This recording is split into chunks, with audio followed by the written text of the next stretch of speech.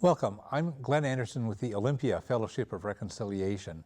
For more than 28 years, this TV series has explored a wide variety of issues that relate to peace, social justice, and nonviolent social change. We especially provide opportunities for the viewers to hear voices and viewpoints that are rarely heard in mainstream media. This month, we will share some information about the escalating epidemic of oil trains that have been exploding across the U.S. and Canada. We'll explain why this is happening and what people are doing about that. Explosive oil trains roll through our local communities throughout Washington State. Spokane, the Columbia River Gorge, Vancouver, Longview, Chehalis, Centralia, Grays Harbor, Everett, Skagit County, Bellingham, and right here in Thurston County. In fact, all 5 of us on the set here for this TV interview, plus all of the crew members who are helping us make this show, live in counties where explosive oil trains roll through very frequently. On this program, we'll show video footage that Robert Whitlock recorded of an oil train in southeast part of Olympia, and another one crossing the Nisqually River Bridge in northeastern Thurston County. So we have 4 guests who will be helping us understand what this is all about. They have extensive experience working on the problems and on the solutions for a number of years. They're well informed and serve in several different organizations. I'm happy to welcome Matt Krogh. He's with Forest Ethics. Abby Brockway is with Earth Ministry and Faith Action Network. Carlo Voli is with 350 Seattle and Rising Tide Seattle. Rod Tharp is with the Olympia FOR's Confronting the Climate Crisis. We're going to have a good time here. Thank you. I'm glad you're all here. Can you explain briefly, Matt, why so much oil is rolling through the U.S. these days? Sure. You know, we've seen a number of trends in the last about 10 years that have been come together as sort of a perfect storm of events where over the last 10 years, the U.S. has seen a decline in our oil consumption of about 14%. At the same time that we've seen the decline of what we're actually using in the U.S. And you know, it's for a number of great reasons. CAFE standards for auto efficiency, people actually working on home efficiency, just all sorts of different things that are working well in the economy mean we're using less oil. At the same time that technologies like fracking have made it possible to produce more and more oil, in particular in places like North Dakota, where the Bakken oil shale didn't used to be accessible about 10 years ago. Now it's fully accessible, and it's come up to about a little over 1 million barrels a day more coming out of the ground. So right now in the U.S., we have this amazing surplus of oil, and the oil producers are desperate to find a way to get it to a market where people actually want it. Mm-hmm. And so they're using things like pipelines, which we hear about a lot, and the oil trains. Yeah, that's right. And what else would the viewers need to know to understand why they're so insistent on building these pipelines and oil trains? Are there other aspects they need to know about? Sure. So what we have in North Dakota, you know, it's in the center of North America.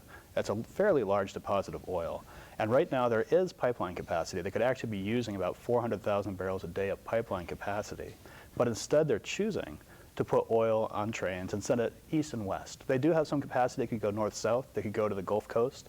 But the markets that they're actually interested in are in California and Washington State, the Pacific Basin broadly, and then the Northeast. And so what we have is a false argument, I think, that's really happening. People talk about Keystone. You see this as a retort to people who are trying to stop oil trains. It's really false, because what the Keystone is designed to do is to take a different type of oil. It's called tar sands from northern Alberta down to Gulf Coast refineries to sell either directly into the world markets or to refine and sell into the world markets. So we have this north-south corridor that is already served by pipelines. The Bakken producers from North Dakota are choosing not to use it and instead are putting oil on trains so they can get to markets on both the east and the west coast. Okay, and we're showing on the screen oil trains that really do come through Thurston County. They come up through Lewis County to the south and cut through a part of eastern Thurston County.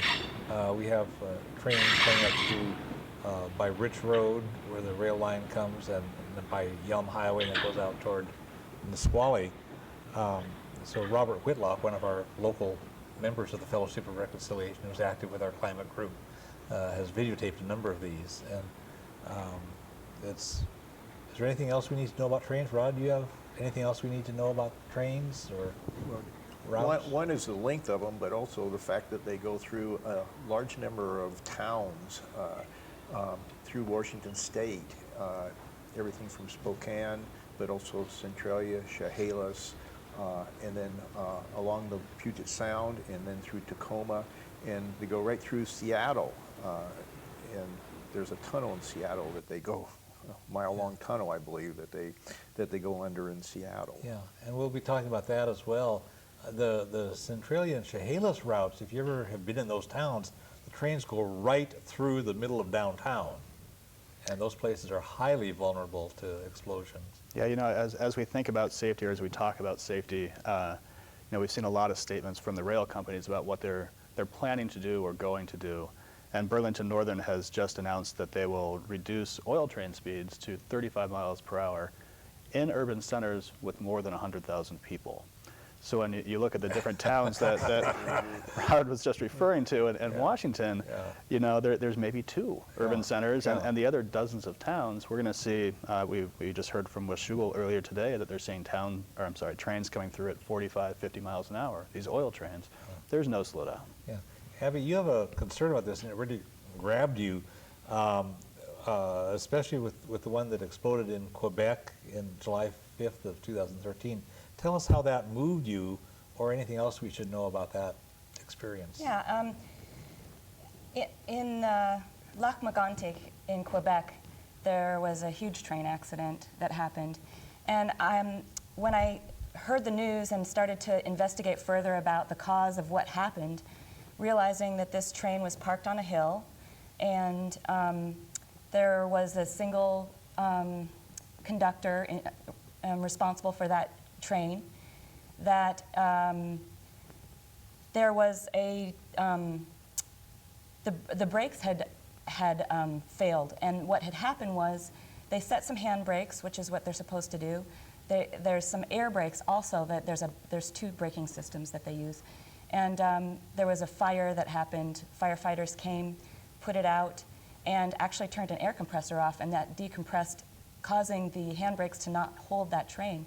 And it just rolled down the hill, and it just leveled that town. And that really concerned me to see that happen. And there have been a bunch of these from different causes. I mean, that was one cause, but these others have occurred other places with other causes. Could somebody give another example? Sure. I think that the most critical examples right now are the 4 major derailments and explosions that happened in February and March of this year. Of 2015. Of 2015. And one of the reasons why those particular accidents mattered, there were 2 in Alberta, 1 in West Virginia, and 1 in Illinois, was part of the conversation about oil train safety. You know, it's not just the small towns they're going through, it's not just, you know, the tunnel that Carlos has talked about, but there's a discussion about the safety of the cars themselves, the tank cars that hold 30,000 gallons of crude each. And you know, once again, as with the speed limits, It turns out that what the railroads have been telling us about the safety of these tank cars simply isn't true. There's an older model called the DOT 111 that was built before 2011. There's a newer model called the 1232.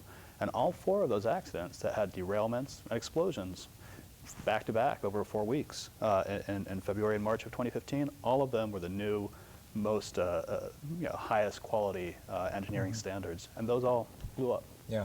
So we've been focused on the DOT 111s, and I mean there are so many things to be concerned about in this whole thing. That one thing that people have been pushing for is like upgrade the quality of the design of the tank cars. Even that's not a remedy. There's something more inherent. Yeah, the DOT 111 was designed in the mid-60s, and it was designed for transporting corn syrup. And to see that they're trying to retrofit and make this a container for this volatile fluid is just not a solution at all. Yeah. And the reason that they're trying to do that is because they already have all these tank cars. And so they're not, the oil companies and the railway carriers are not actually designing a car that's going to contain this volatile oil. They're trying to make something that was designed for something completely different to carry this. And so it just is trying to put it's just not something that it was ever designed to carry this dangerous product.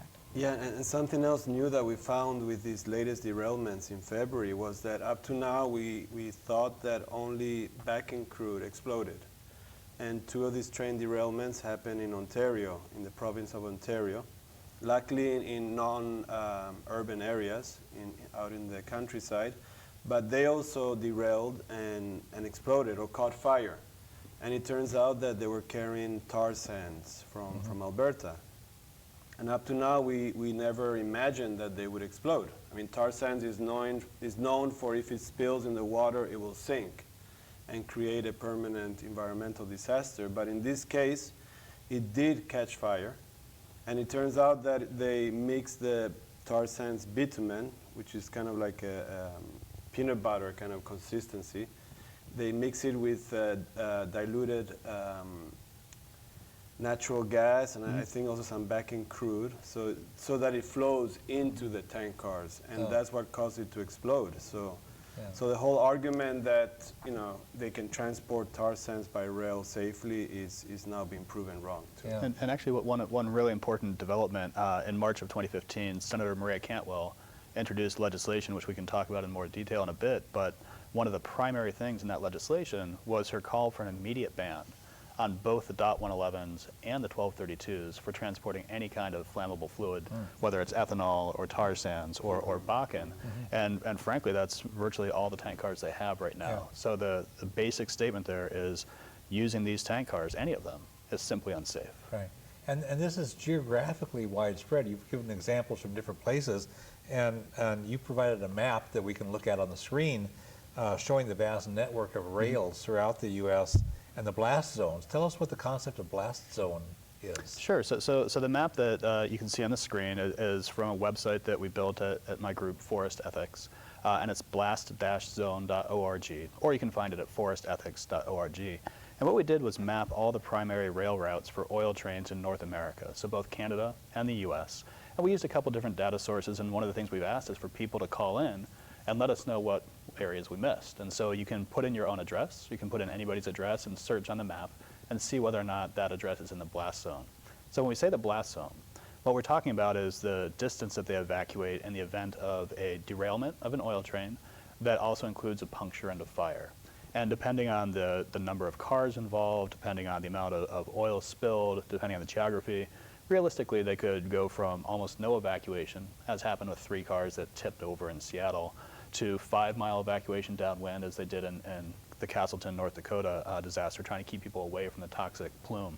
And so this blast zone map shows about a mile buffer on each side. It's a recommended evacuation by the U.S. Department of Transportation in the event of a couple cars on fire, which we've seen repeatedly. And so we took a look at that. You'll see it's widespread all over the U.S. And one of the analyses we did showed that roughly 25 million people, probably more, in the U.S. alone, not including Canada, live within a mile of these oil train routes. That's a lot of people who are impacted by oil train traffic. And probably most of them don't know that. And there's 3 million in Washington state alone. Wow. live in the blast. Yeah, yeah. And then when you think about like schools near there, or what happens if something is there and there's a nursing home where a whole bunch of bedridden elderly people need to be evacuated. There's just all kinds of complications that it seems to me like a lot of people aren't paying attention to. Although I keep hearing that firefighters and police chiefs are on record in many places saying, we just can't fight this. Was there something recently, who told me about this lately? So we've had a couple of statements lately from fire chiefs, and in Washington State, the actual Washington State Council of Firefighters called on Governor Inslee to impose a moratorium on oil trains as long ago as I think July of 2014, maybe it was June, and they asserted in very strong language there's really no way to transport this safely or respond to an accident. And the emergency manager of a county in Iowa was asked what his plan was in the event of an oil train disaster, and his response was, well, to put on my tennis shoes and start running. That's the emergency manager. Yeah, yeah. Now these things are long. These are like 100 cars long or longer. It could be a mile long. Is that right? Yes. And sometimes longer? Or is there a proposal for longer? Well, I think they're currently at about 110 cars, but the railroads would definitely like to make them longer because it's more profitable for them, in spite of the damage to the tracks that longer and heavier trains cause. Yeah. So. When we were on the phone, Abby, to prepare for this program, you mentioned some concerns about the safety in understaffing and overworking the crew members on the train. Yes. The rail carrier has a scheduling program that causes drivers, conductors to work, a 12, 14-hour day, and then they go home to their families, live their life for 12 hours, go to bed, and they may or may not be called again. So depending on their sleep schedule, if they get called to go back to work, and they say they're too tired, that's not acceptable. They must take the call. So there's a lot of exhausted engineers that are driving trains. That it's just a system that there's other people that are available, but they have this format of how they schedule, which is just not working anymore. And when that happens, also there's sometimes a one-man crew, so it's not like there's another person looking out for that person that might doze off. There's no other person. A lot of time they're pressuring that one-person crew. One of the troubling things, if there's an engineer but nobody else up front, and something happens to the engineer, doze off, have a dizzy spell, have a heart attack, anything. Throw up from a bad lunch or whatever, and you're not functioning right, there's nobody up there with you. And without cabooses, there's nobody at the back. You told me this on the phone also. So the trains are mile and a half long, and so when there's some problem or technical problem and they have to get out of the train and examine it, to walk a mile to see if there's something happening in the back of the train, sometimes the terrain is not good. It's not like it's a sidewalk and you just walk and check your train. There's so many responsibilities that they're putting. In the 70s, there were 5 crew members on a train, and these trains were not carrying the heavy weight, the volatile product, and just the cutting of labor is very, very dangerous. There's just too many things that a conductor is responsible for. Abby, you told me, you gave me a number which I couldn't believe, that they were quibbling over the amount of money it costs to have an extra crew member versus the profit. What were the numbers from the trains coming from? I think it's about $1 million for an oil train is the value for carrying oil, and a crew could be 3,500. So to add some more people, it would be really, really helpful. And that caboose has been taken away. So if you had 2 crew members in the back, 2 in the front, if something happens, they can cover that distance in a different way. I mean, if a brake is malfunctioning and it creates spark, I mean, it could catch fire. There's things that happen And with this volatile product, you just can't have these types of things. Yeah. Go ahead. And just to clarify, is $1.1 million in profit BNSF makes for transporting the unit train from North Dakota to Washington State. And it would just cost them $3,400, $3,500. So what keeps coming up on these kinds of things over and over again is this cost, the profiteering, and the sense that profit just drives everything, and the public safety, worker safety, everything is sacrificed for just squeezing out a little bit more profit. And we see that in so many parts of our economy. But this is something that could really be, could destroy a whole community and kill a lot of people. I mean, it's just unconscionable to the way I think about things.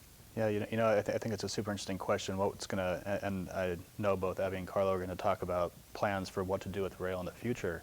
But right now, as we've talked about coal trains for years here in the Northwest, as we've talked about oil trains, it's become more and more clear how much of the burden of risk or inconvenience or dampening portions of the economy is being placed on us by these giant fossil fuel trains. And that we had a Burlington Northern representative presenting in Bellingham about a year ago, and he was asked, do the railroads pay their share for safety improvements or infrastructure? He's like, oh, we pay our share. Mm-hmm. And they said, oh, so how much is your share? And he says, well, it's federally limited to 5%.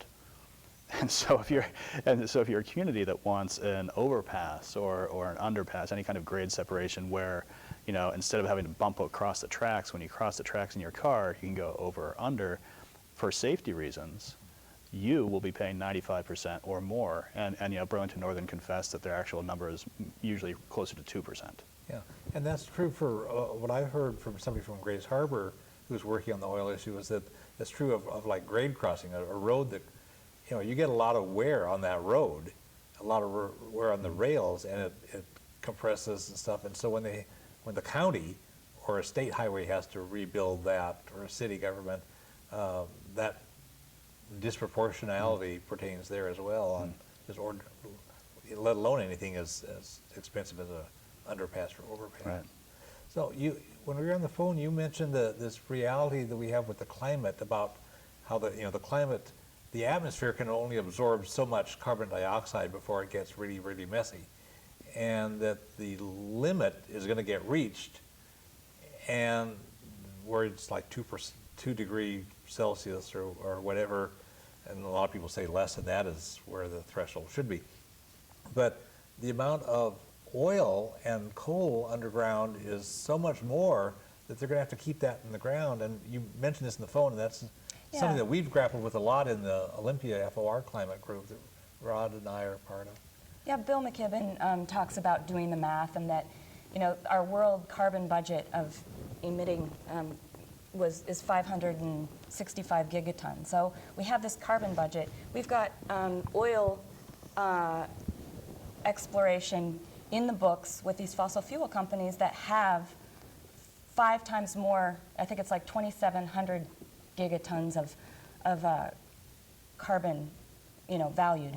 So to be exploring in the Arctic for more carbon just does not make sense. Mm-hmm. It seems like the one thing I'm concerned about with energy independence, and that this is a bridge fuel, and that America is becoming the #1 gas and oil producer.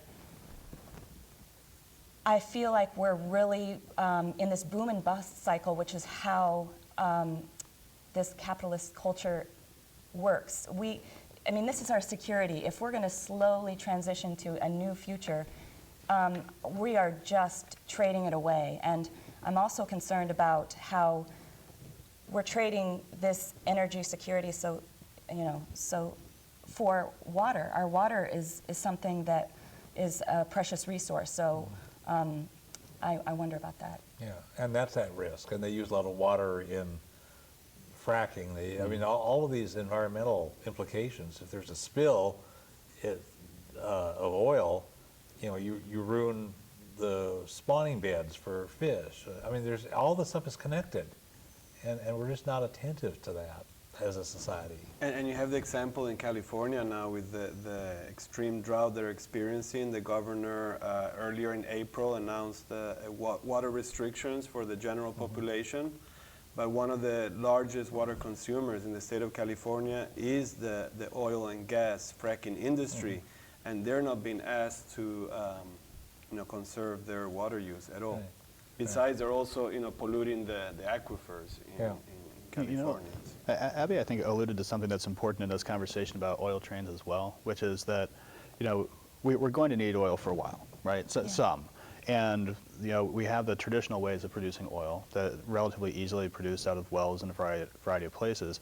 But the tar sands that Carla was talking about, the fracked oil, takes a lot more carbon to produce. Wheels to well, tar sands, people estimate is 8 to 37% more carbon than regular oil. So when we're talking about expanding the tar sands, which is part of what the rail is about, or transporting more and more of the fracked shale oil, which takes a lot of energy to produce, we're talking about using yet more carbon for oil that we've already discovered, as opposed to, Abby was referring to the Arctic, and exploring the Arctic is this precious area for more oil that we don't need. It's an amazing circumstance, I think. Yeah. We want to talk some about what governments can do, but I want to jump in with something that Rod has been working on, and a growing number of other people around the area, that is something that people can do directly themselves on Sunday, June 21.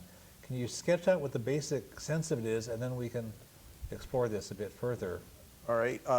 In June, between the 18th and the 21st, is going to be a big golf tournament in Washington State, the first time the U.S. Open has ever been in Washington State. And there's it's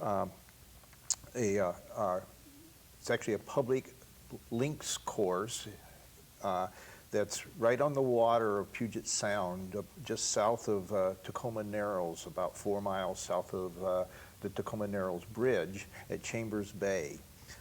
And the viewers can Google Chambers Bay Golf Course if they want to see some pictures of the golf course. It's by Steilacoom, right? It's just north of Steilacoom, a couple miles north of Steilacoom. The railroads, the railroad tracks go right along the water there. They go from the Nisqually Delta area, 14 miles up to Point Defiance Park. And they're literally right on the water edge. And oil trains go along those railroad tracks. I was out there kayaking last weekend, and in the 2 hours that I was kayaking, 2 oil trains went by. But anyway, this golf course is going to be, is going to sponsor the U.S. Open, of which there was going to be a lot of people there. They're expecting 30,000 people a day, visitors on the course. They're expecting viewing of close to 100 million people worldwide will be watching this golf tournament. And so what we're planning on doing is making a presence out on the water, out from the golf course, a little bit of a distance, but getting a number of kayaks, sailboats, even power boats, rowboats, canoes, any sort of water vessel that people can bring, and bring them out to basically where Taliba Shoals is, out in front of the golf course, and raise signs and banners about the climate crisis, but also about the oil trains. This is on the Salish Sea, which is a really important bioregion in our area that's important that we take care of, and it's being really hit by the climate change. And the Salish Sea, people commonly known as Puget Sound, but there's more to it than that. You say that it extends beyond Puget Sound. Correct. The Salish Sea is basically the drainage area that drains into our water areas and goes out through the Straits of Juan de Fuca. Yeah, and we go up even into Canada. Correct, yes, Yeah. up to Desolation Sound. And so when you get these boats out there, the bigger ones that could participate in hoisting up signs, banners, what kind of visuals are you're looking at exposure for people who are at the golf course who can see, because they look out at the nice scenery, and then also the TV viewers. So you're looking at some visuals. Correct, and it's not too much of a challenge unless the wind is really blowing to get some banners up pretty high in the air, using a couple different methods of getting banners raised up that will be visible from the golf course. So our vision is having just a large group of people out there for one thing, which in itself will say something. It's also planned to be just a fun day for families to come out. You don't have to necessarily have a kayak. If you don't have a boat, but you want to get out there, we will help you or we'll accommodate you and provide a boat and make it so anybody that wants to go out can get out on the water. It's also, I might mention, it's the summer solstice, so it's the longest day of the year. And at the same time, it's Father's Day, so it would be a good present for fathers to give their children, to kind of give them a little bit of a looking at what can be done to address the climate change. My wife doesn't know it yet, but she does know that it's our 12th anniversary, but she doesn't yet know that her anniversary gift will be joining the boating party. That's great. Well, it's such a clever opportunity because, like, unlike a basketball game, which is a sporting event that moves quickly, golf tournaments tend to move kind of slowly, and people have a lot of time to look around. And so whether you're there with those 30,000 people on the ground or one of the many, many millions of people watching on TV, the video coverage, the TV coverage often looks out into the scenery. They're looking at, whatever out there is visible, and this is certainly newsworthy and visible. And yeah, it is. Fox Sports is the one that's going to be televising it, though, so might mention that. Now, you got a website for this event. You're calling it the People's Climate Action Fleet. Correct. And .org. Yeah. The website is, and I think you're going to put up. We'll have this with the credits, and we'll at the end, put it up, and we'll put it up during the interview as well. You can either go to peoplesclimatefleet.org or peoplesclimateactionfleet.org, and you'll get to the website. Yeah. That'll explain what all we're doing. There's a couple spots where kayaks and boats can be launched a couple miles away. We'll be planning on having a big barge or a boat out anchored out by Toliva Shoal, so that the kayakers can come out and basically have a floating island that they can go to and enjoy a rest break and stuff like that. Yeah. And more information will be posted to that website as we get closer to that date, so people could check in, find out basically what they need to know, then check back later as plans develop further, maps of where they can put their boats into the water, or there may be a way to network with their friends and find a friend that has a boat and hitch a ride. And we also need a lot of help with organizing this. We're going to need people at the launch places to help people launch and to know what's going on. And we're going to need some people running some support boats for the kayaks, just for a safety situation. Yeah. There is a little bit of a current there. That particular day, it's not a very big current, but it is something that if you stop paddling, it'll take you along a little ways. Yeah. And if you're going into it, you have to work a little bit harder. But just to accommodate and make it safe. Yeah. We need help with a number of different things like that. The viewer should know that you know what you're doing with this, because you have a long expertise with boats and water safety, and like you've already researched the currents for that day. I mean, I know you've been emphasizing safety very much, and as well as having a really good time. And this is sponsored by the Olympia Fellowship of Reconciliation's Confronting the Climate Crisis group, but you're also hooking in with lots and lots of other organizations and more all the time. Right, and right now there's Backbone campaign has been working on setting people up with kayak training up in the Seattle area, and specifically that's for the shale rig that's coming in the next week or so. Yeah. But the training there will also spill over for people that are coming down to the People's Fleet. Yeah. So the plans will be developing further, and it's exciting. Western Washington, FOR has signed on as a co-sponsor, and a number of other groups. Is there anything else about how people could help? I mean, we've given some stuff. There's email too. I mean, they could email your Right. effort. Well, if they go to the website, they can find our Email it through email, there, and also yeah. on the website, there's a volunteer and other things that you can help and give us feedback on and suggestions and stuff. Yeah. The main launch site will actually be Sunnyside Park, which is just north of Stillicum, and it's got a great big long beach. It's gravelly beach, but it's real easy to kayak out of that beach there, and so that's a real good spot to put in. The other spot that we're going to use is further up north, up towards the Narrows Bridge, and it's a little bit harder to get a kayak to, but if we have enough people that look like they'll be coming that way, then we will set up help up there to get the kayaks into the Okay. water. I appreciate all the clever, creative planning and hard work going into this. It'll be a great event. Let's look at what, this is something that ordinary people can do, and there's a lot of ordinary people doing a lot of good stuff. Let's take a look at what the federal government should be doing, and then the state and local governments, the tribes have been doing a huge amount, and then we'll look some more at people. What you'd mentioned, Maria Cantwell's legislation for railroad safety. That's something that we should be supporting. Is there anything else you want to say about that, or anything from anybody about what the federal government should be doing if they really want to take this seriously? Well, starting with the legislation, I think both of our senators, Cantwell and Murray, are primary sponsors of this bill that was introduced in March 2015, and it's got some really great stuff in it. But Cantwell herself has said she wants to do more, and so people reaching out as this bill moves through Congress to let her know what more you would like to see, what could be added in, other issues that people have, specifics about people's concerns.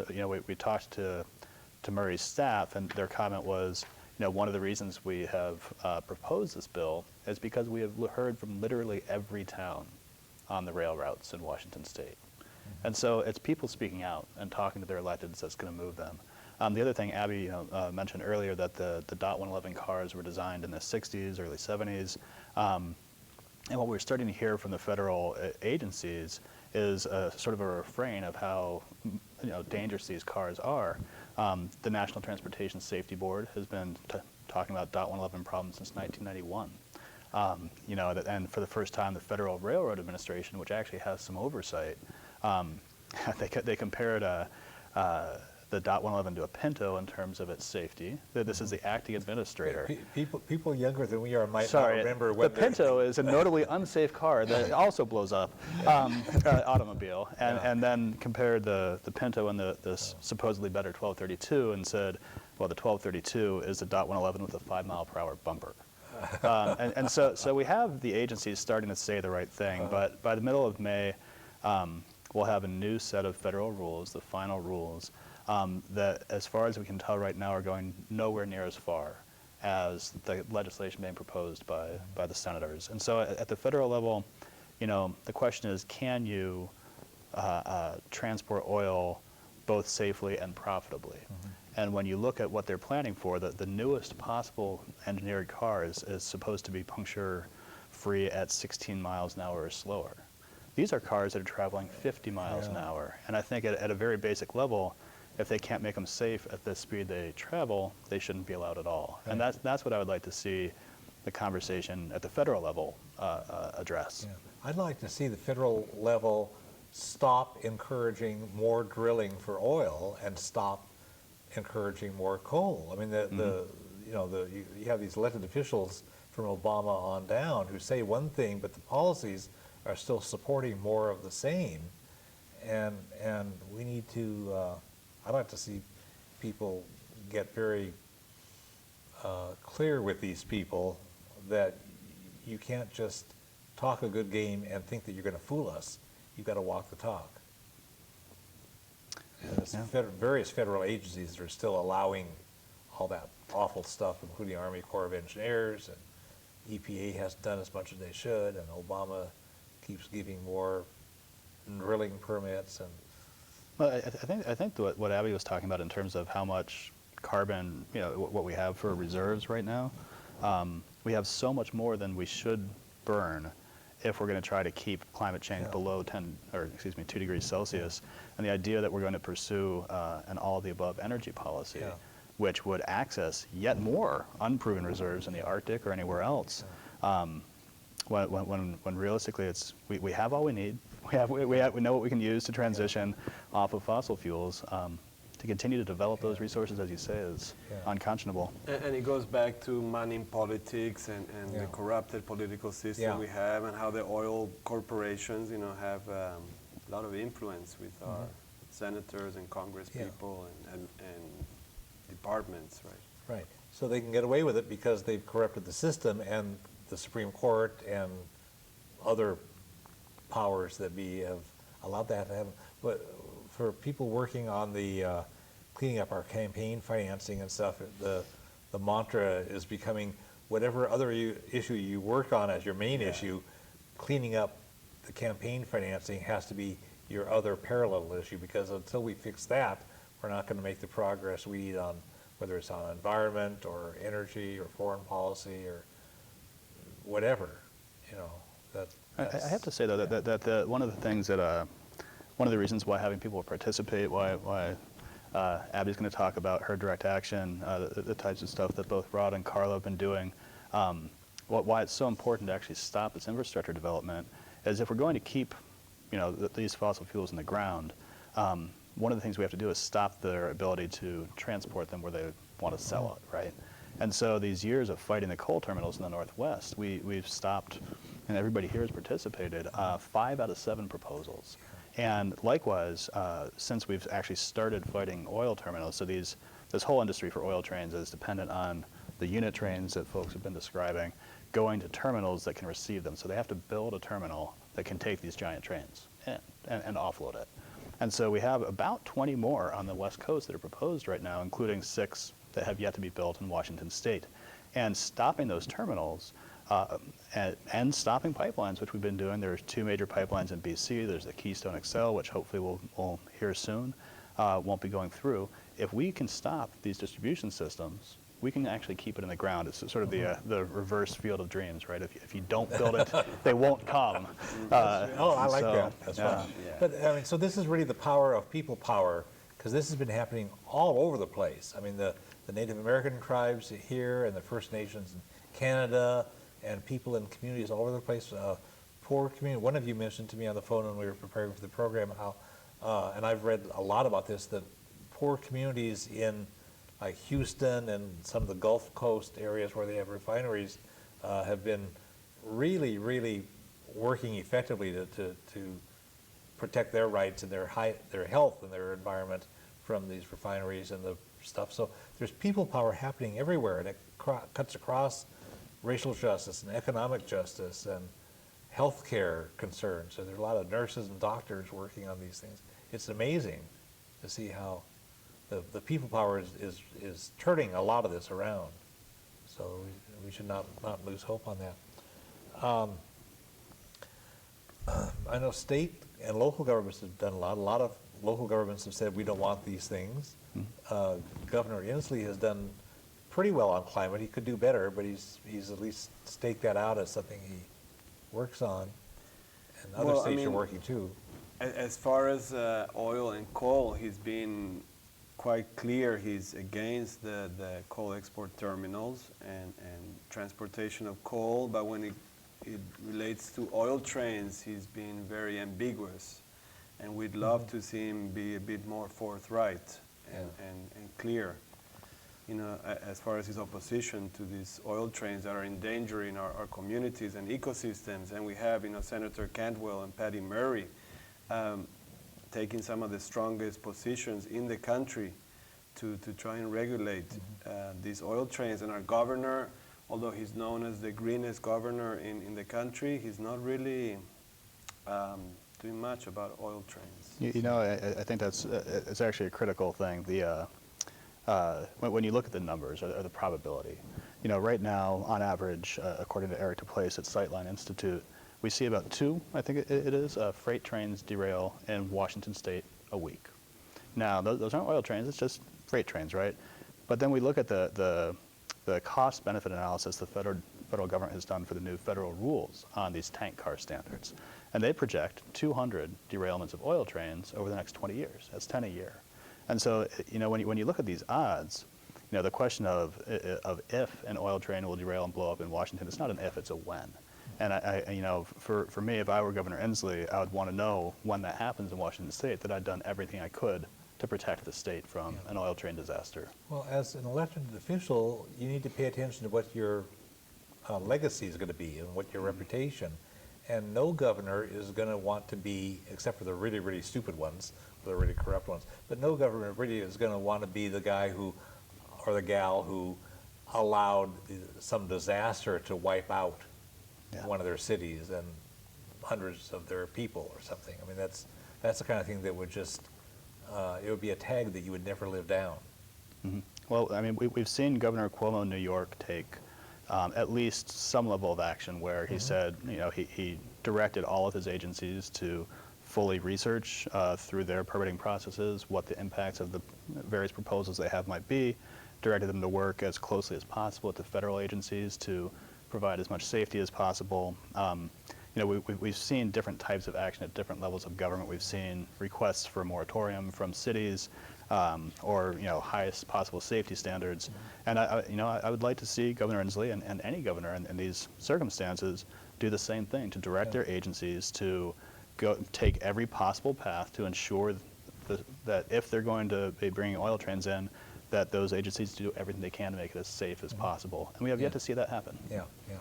There are a lot of things that people have been doing. I mean, we had huge turnouts for the hearings about oil train or coal train terminals, export terminals and things.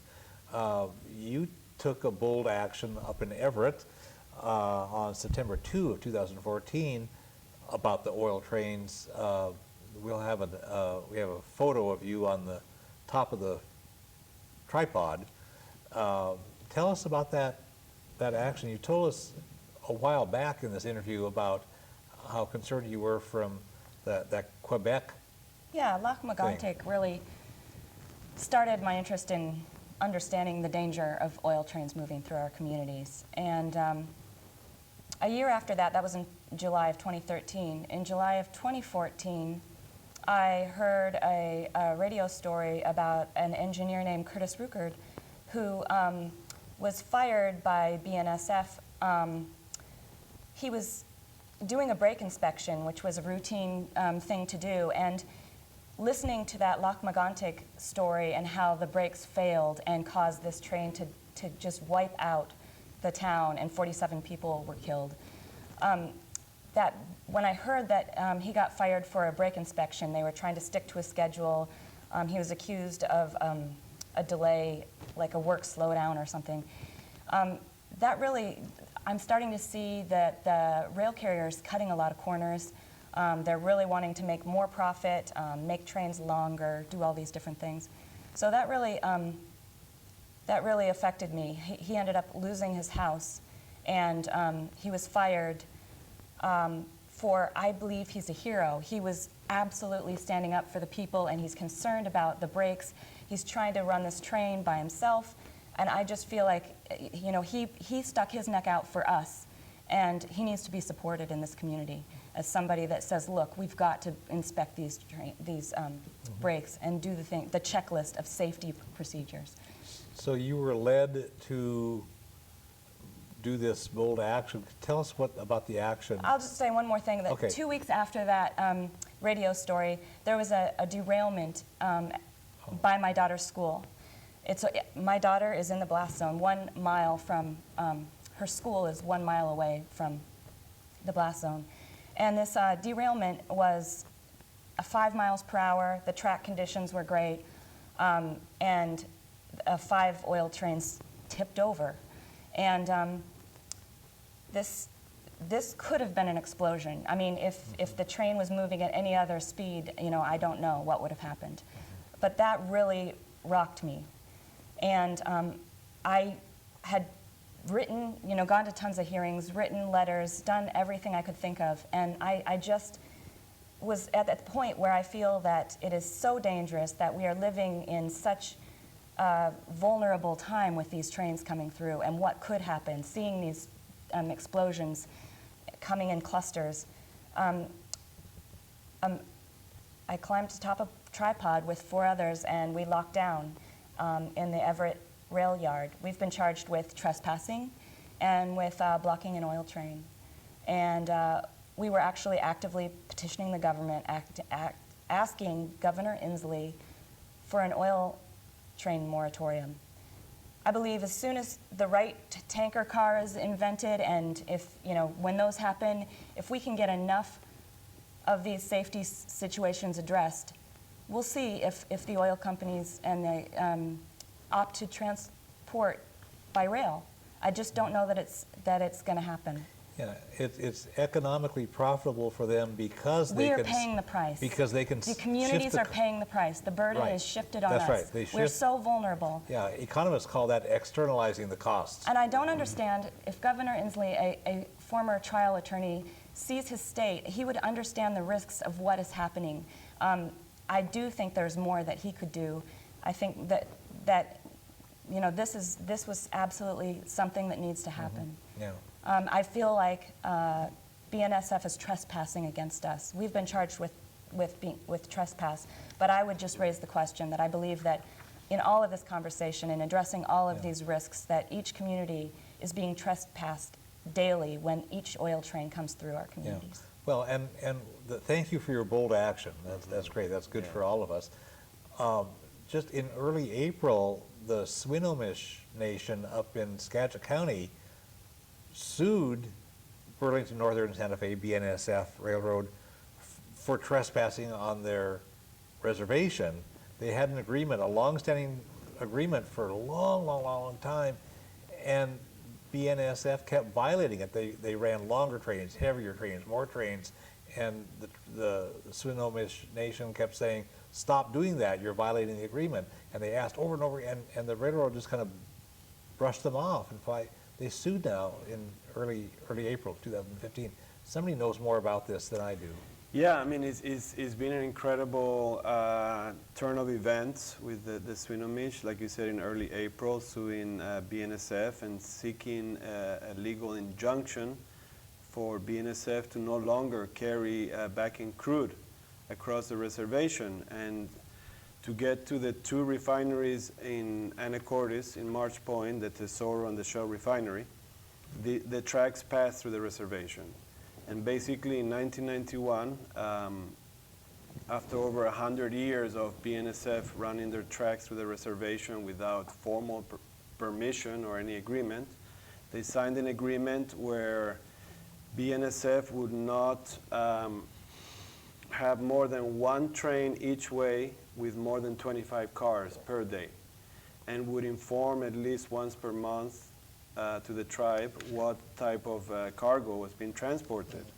So now in September 2012, these oil trains start arriving to the Tesoro refinery, and they did not inform the tribe. And obviously there weren't 25 cars, there were 100 cars, 110 cars long. And the tribe tried to contact BNSF for some sort of communication, and BNSF did not. So now the tribe is legally stepping in and saying, sorry, we have an agreement and you have to respect it. Yeah, which is huge. I mean, it's huge news. Just like the Lamy are playing such a crucial role up in Whatcom Cherry County. Point. With the Cherry coal Point in export Whatcom County, terminal. right. Yeah. It's powerful stuff.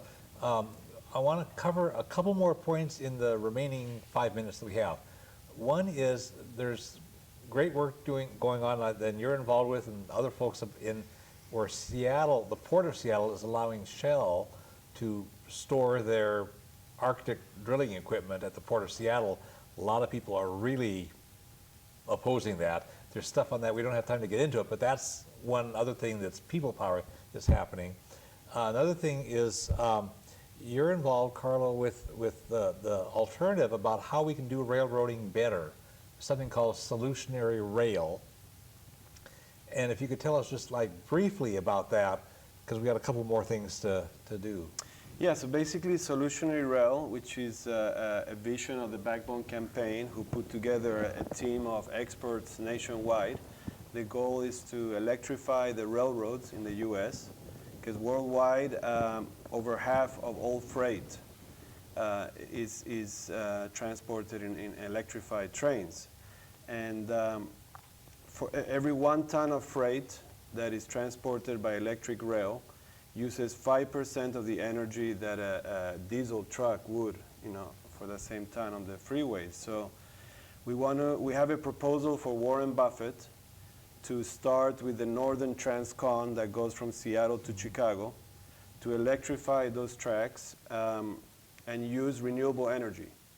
You have renewable energy in states like the Dakotas and Montana that have a lot of wind energy but have nowhere to take that energy to. They don't have transmission lines. Yeah. So we would use the right-of-way of the tracks of the railroad to run those transmission lines. So we can use that renewable energy. And one of the big reasons why the railroads in the U.S. have not electrified in the past is there's very high initial capital investment to make this happen with very slow return on investment. So we have a proposal to create a public-private partnership to finance this project, to bring part of the railroads back to the commons by using their right-of-way as a transmission line, and make sure that working conditions for railroad workers improve tremendously. Because like Abby said, there's big problems with so solutionary rail is the term to look for, and you got a website and so forth.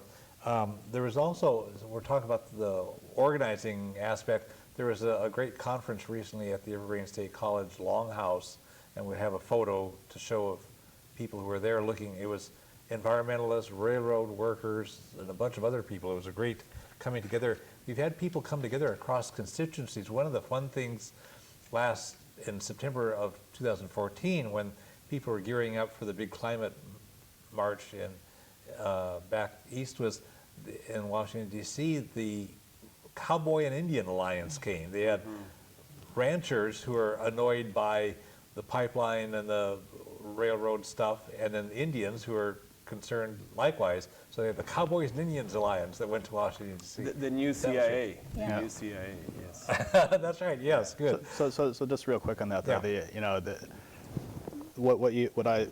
when you look at the Cowboy Indian Alliance, what you see really are two iconic ways of life for North America. And of course, the Cowboys, the ranchers, are trying to protect farms. But I think Carlo mentioned the Lummi, the Swinomish, the Tulalip, across the border, the Tsleil-Waututh, the leadership that the First Nations and Native American tribes have been offering on these fights has been amazing, along with the ranchers. We're going to be out of time in just a moment, but on the website for the Olympia Fellowship of Reconciliation, we will list contact points of nonprofit organizations working on these various kinds of things that we've mentioned, and then some that we haven't had time to mention on the program.